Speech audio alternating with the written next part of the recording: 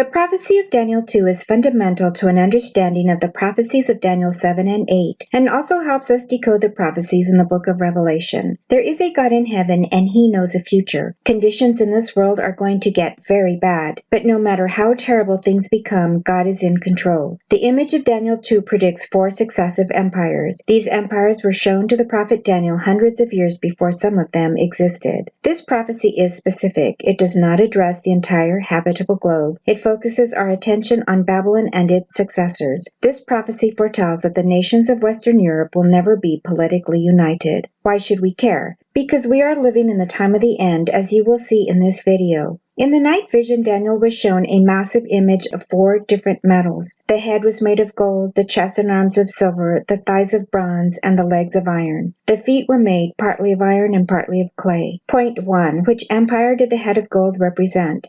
Daniel explained the dream to Nebuchadnezzar, the Babylonian king. Daniel 2:37 reads, "You, O king, are a king of kings. You are this head of gold." Point 2. Which empire succeeded Babylon? Daniel 2:39 reads, "But after you shall arise another kingdom inferior to yours." In October 539 BC, the Persian king Cyrus captured Babylon by diverting the river Euphrates, which ran through the city. With the waters diverted, the Persian army easily entered the city through the dry riverbed and captured it.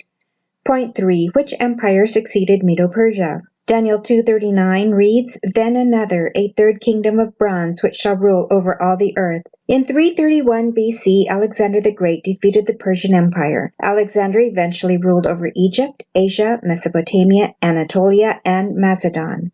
Point 4. Which empire succeeded Greece?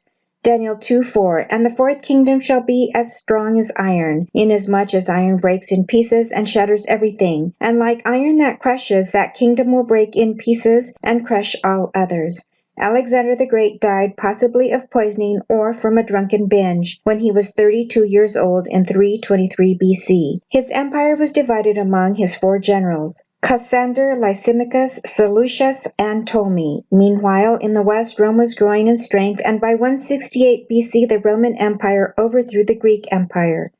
Point 5. How did the Roman Empire fall? Verse 41. "Whereas you saw the feet and toes, partly of potter's clay and partly of iron, the kingdom shall be divided, yet the strength of the iron shall be in it, just as you saw the iron mixed with ceramic clay. And as the toes of the feet were partly of iron and partly of clay, so the kingdom shall be partly strong and partly fragile." The Roman Empire was not defeated by another stronger empire. Instead, it deteriorated over a very long period of time. In 476 AD, Emperor Romulus was deposed by a Germanic leader. No emperor ever ruled again in Rome. The empire was invaded by barbarian tribes. It eventually was divided into what we know as modern Europe, symbolized by the 10 toes of the image. Point 6. When will the end of the world occur? Verse 44 reads, "And in the days of these kings the God of heaven will set up a kingdom which shall never be destroyed, and it shall stand forever." Daniel predicts that the second coming of Jesus will occur in the days of these kings, that is, in the days of modern Europe. Never again will Europe be ruled under one world empire. Many have tried, including Charlemagne, Charles V, Napoleon, and Hitler, but this will remain a divided kingdom until Jesus comes again. Point 7. When will the kingdom of God be established on the earth? Daniel 2:34 reads, "You watched while a stone was cut out without hands, which struck the image on its feet of iron and clay, and broke them in pieces. And the stone that struck the image became a great mountain and filled the whole earth." This is a very important point. The stone strikes at the feet. When in Earth's history is a time frame of the feet? During the time of modern Europe. This verse teaches us that Jesus is coming again very soon to end world history and to establish his kingdom forever. Point 8. What does the Bible say about the end of world history? Verse 35 reads, "Then the iron, the clay, the bronze, the silver, and the gold were crushed together, and became like chaff from the summer threshing floors. The wind carried them away so that no trace of them was found." When Jesus comes again, God is going to set up his kingdom and end world history. Friends, are you ready to meet Jesus?